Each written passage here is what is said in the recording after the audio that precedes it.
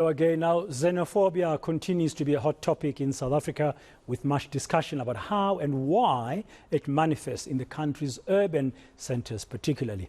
But with our universities standing as some of the best on the continent and servicing a multitude of nationalities, how do these xenophobic sentiments impact lives on campus?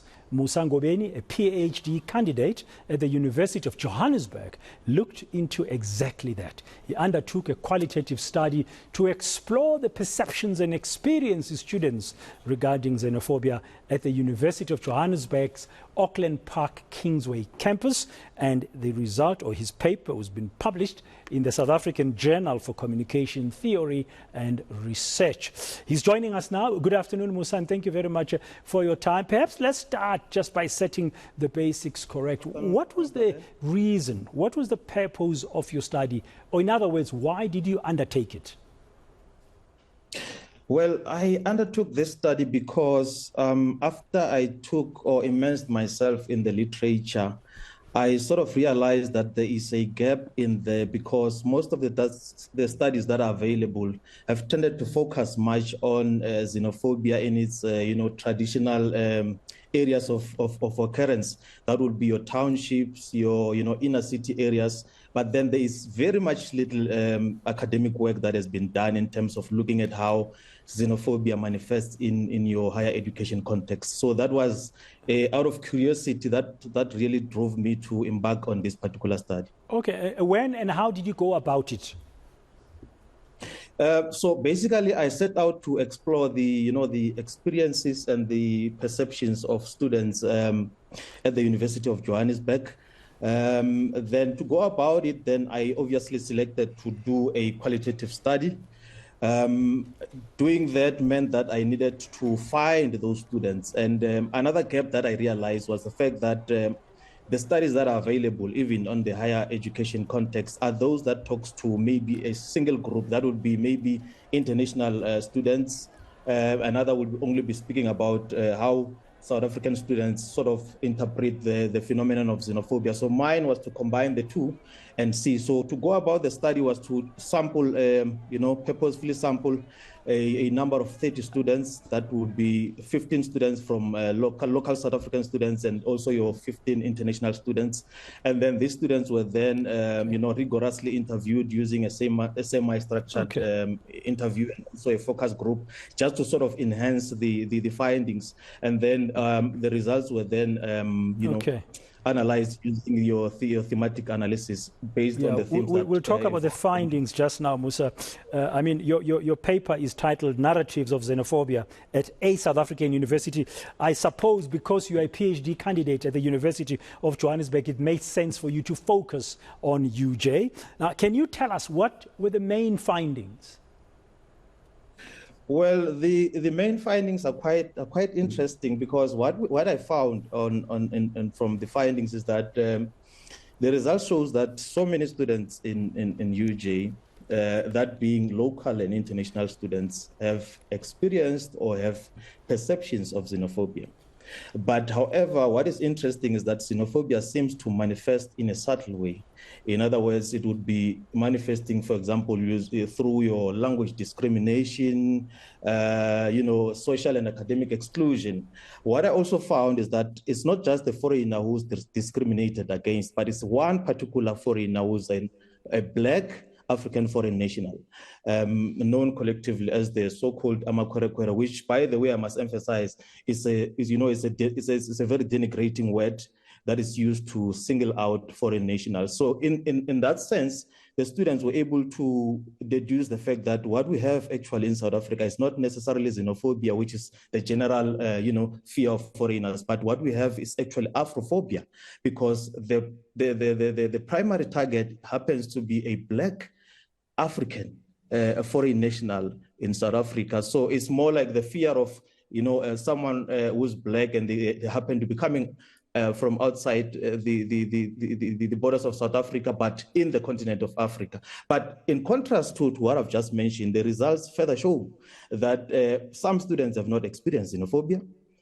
Actually, they believe that, and this includes your foreign nationals, international students, they say that in actual fact, UJ is actually welcoming and embraces diversity. So in that sense, the findings of this study cannot claim generalizability or intent. Can your findings then maybe reveal that you would expect what you found at UJ, you would expect it to be pertaining at the University of Pretoria, for example, at Wits University, at other tertiary institutions?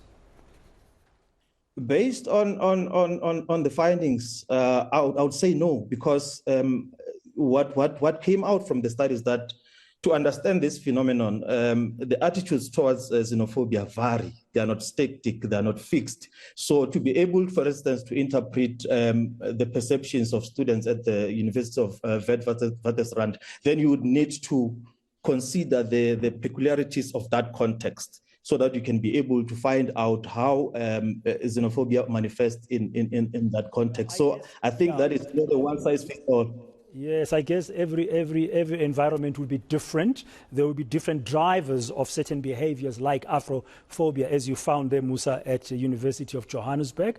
It's good to know that you also found a section of the student population, both local and foreign nationals, particularly of African origin, saying that they feel welcomed at the University of Johannesburg. So my last question to you is, when you do such studies and you find you've made some certain findings, you might be applying your mind as well to say, what kind of recommendations, what would you recommend, for example, to UJ, and how can tertiary education institutions like the ones where you are a PhD candidate appropriately deal with xenophobia in general and afrophobia in particular?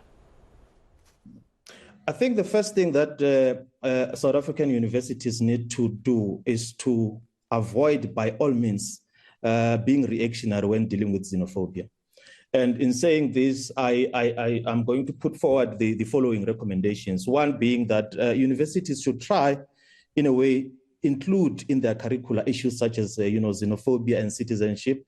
And they equally should try and stress or highlight the importance that migration can possibly play, in the South African economy as well as South African society. And then another recommendation is that, South African universities should try, and I'm saying this in emphasis, it should not be something that is only done when there's a xenophobic case, but make it to be part of their program, that they should open, the platforms for dialogue where, the findings, some of the findings that emerged from this article can be able to be discussed and, thoroughly engaged upon. And I also think that it would be important as well to attempt to try and exchange, students with other African universities.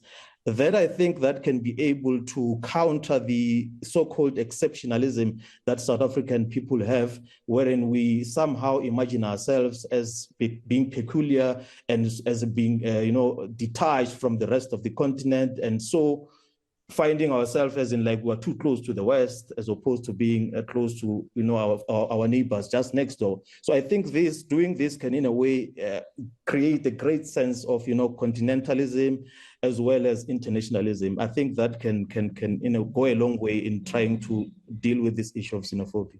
And what a better space that you're suggesting this can happen in our universities, because that's where the future leadership is being formed and prepared. Thank you very much for your time, Musa Ngobeni, PhD candidate at the University of Johannesburg. He's just published in the South African Journal for Communication Theory and Research his paper entitled Narratives of Xenophobia at a South African University. He was focusing, of course, at the University of Johannesburg, where he is, as I've just said, a PhD candidate. It makes for quite interesting reading, and I think he makes quite good sense there. It's good to know, though, that most of the foreign national students at UJ, at least, feel welcomed and embraced by the university.